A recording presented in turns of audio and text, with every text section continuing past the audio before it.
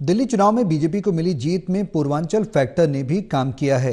इस बार BJP Purvanchal seat जीतने में कामयाब हुई है। बीजेपी ने संगम विहार, लक्ष्मी नगर, करावल नगर जैसे पूर्वांचल बाहुल्य सीटों पर जीत हासिल की है। जीत के बाद प्रधानमंत्री नरेंद्र मोदी ने भी अपने संबोधन में पूर्वांचल के लोगों का इस जीत के लिए आभार जताया था।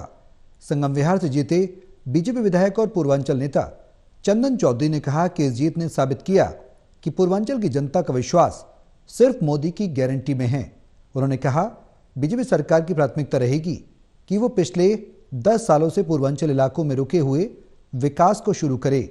हमारे संवाददाता प्रणय शर्मा ने बात की बीजेपी विधायक चंदन चौधरी से।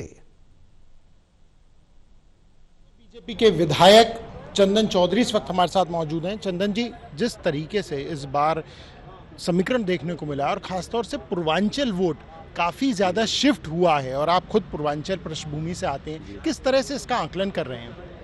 देखिए, पूर्वांचल वासी बहुत आहत थे केजरीवाल सरकार से और उनके वर्जन से, उनके बातों से। इसलिए पूर्वांचल ने जम के एक तरफा वोट किया भारतीय जनता पार्टी के पक्ष में। और जिस प्रकार से नरेंद्र मोदी जी के नेतृत्व में देश आगे बढ़ रहा है, अनेक प्रांतों में भारतीय जनता पार्टी की सरकार है, सभी प्रांत विकसित हो रहे हैं। लेकिन दिल्ली एक ऐसा शहर है जो देश की राजधानी है, लेकिन केजरीवाल ने 11 साल में पीछा करने की कोशिश किया है, बहुत बर्बाद करने की कोशिश किया है, यहाँ की जनता को नारकी जीवन जीने के लिए मजबूर किया है। तो इस बार जनता ने मन बना लिया था कि डबल इंजन की सरकार में दिल्ली के विकास की ओर बढ़ेंगे। मेरा आपसे सवाल इसलिए भी है क्योंकि ये लगातार बात भी कही जाती थी कि दिल्ली की सत्ता की चाबी पूर्वांचलियों के पास है। आप इससे पहले पार्षद भी रह चुके हैं, तो ये माना जाए कि वो पूर्वांचल वोट जो शिफ्ट हो गया था आम आदमी पार्टी के पास, वो वापस आ गया है? हाँ, बिल्कुल। पूरा पूर्वांचल वोट जो आम आदमी पार्टी को सपोर्ट करके उनकी सरकार बनाती थी, वो इस बार भारतीय जनता पार्टी को सपोर्ट की है। और नरेंद्र मोदी जी की विचारधारा से जुड़ करके, जिस प्रकार से नरेंद्र मोदी जी ने हर एक भाषण में यही शब्द इस्तेमाल किया कि मुझे पूर्वांचलियों ने प्रधानमंत्री बनाया, मैं बनारस से सांसद हूं और पूर्वांचल के आशीर्वाद से मैं प्रधानमंत्री हूं, तो उस प्रकार से पूर्वांचल वासियों ने नरेंद्र मोदी जी की बातों से सहमत होकर के और दिल्ली के विकास के लिए, दिल्ली के बदलाव के लिए समर्थन दिया है।